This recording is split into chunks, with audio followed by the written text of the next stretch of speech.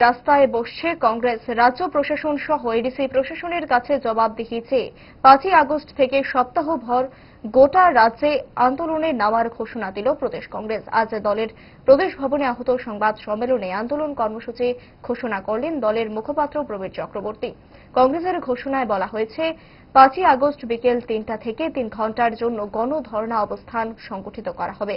দুর্নীতি, নিয়োগ সহ একাধিক বিষয় নিয়ে এই ধর্ণা মঞ্চ থেকে জবাবদিহি চাওয়া হবে সংশ্লিষ্ট প্রশাসনের কাছে। জবাব না মিললে এরপর সরকারের বিরুদ্ধে চার্জশিট আনা হবে আমজনতার দরবারে। এই আন্দোলন কর্মসূচি প্রতিটি জেলা মহকুমা স্তরে সংগঠিত করার সিদ্ধান্ত নিয়েছে প্রদেশ কংগ্রেস। এমনটাই ঘোষণা করা হয় আজকের সংবাদ সম্মেলনে।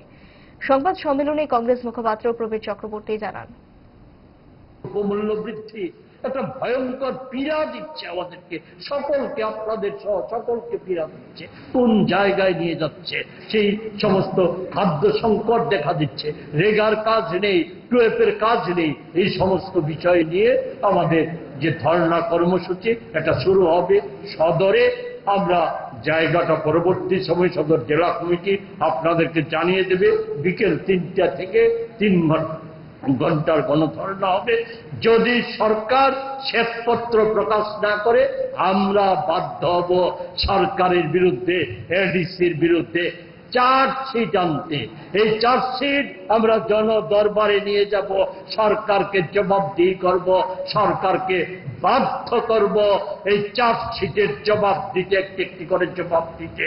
আর সরকার যদি ভাবেন যে আমরা এখানে এর মধ্য দিয়ে সাংবাদিক সম্মেলন বা অবস্থানের মধ্য দিয়ে আমরা নিজেদেরকে গুটিয়ে রাখবো, ভুল। যে ভয় মুক্ত পরিবেশ তৈরি হচ্ছে, আর এটাকে আমরা আর ভীত হতে দেব না, সন্ত্রস্ত হতে দেব না, ঘরে ঢুকতে দেব না। এটা আমরা চালিয়ে নিয়ে যাব।